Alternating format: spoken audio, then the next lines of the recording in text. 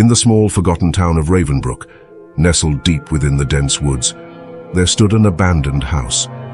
It was a relic of a time long past, its crumbling facade bearing witness to years of neglect and decay.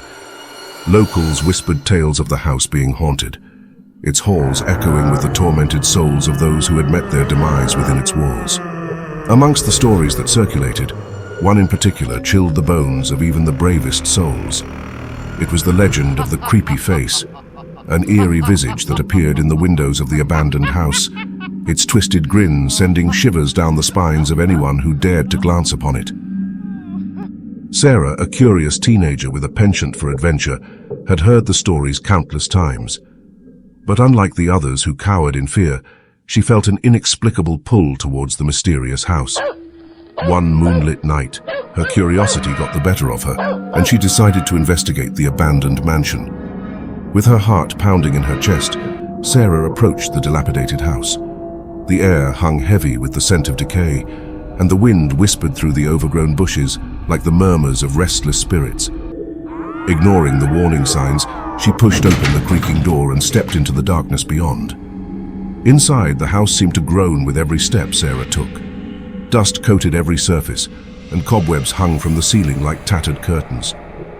As she ventured deeper into the bowels of the mansion, a sense of unease settled over her like a suffocating blanket. Then she saw it, a faint glow emanating from a distant room. With cautious steps, Sarah made her way towards the light, her pulse quickening with each passing moment. As she entered the room, her breath caught in her throat.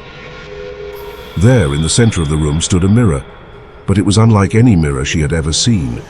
Its surface was warped and distorted, reflecting back a twisted version of reality. And in the center of the mirror, etched in the glass itself, was the unmistakable image of the creepy face. Sarah's blood ran cold as she stared into the grotesque visage. Its eyes seemed to follow her every move, and its grin stretched impossibly wide, revealing rows of razor-sharp teeth. She tried to tear her gaze away, but something held her captive, locking her in a terrifying trance. Suddenly, the mirror began to ripple like the surface of a pond disturbed by a stone. Sarah watched in horror as the creepy face emerged from the mirror, its twisted form stepping out into the room.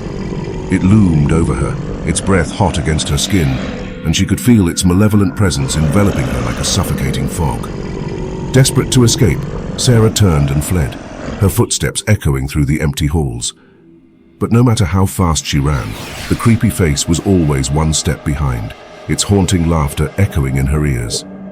Finally, with nowhere left to run, Sarah found herself back in the room where it all began. Trembling with fear, she turned to face the mirror, only to find her own reflection staring back at her. But it was different somehow. Her eyes glowed with an otherworldly light, and her lips curled into a sinister grin.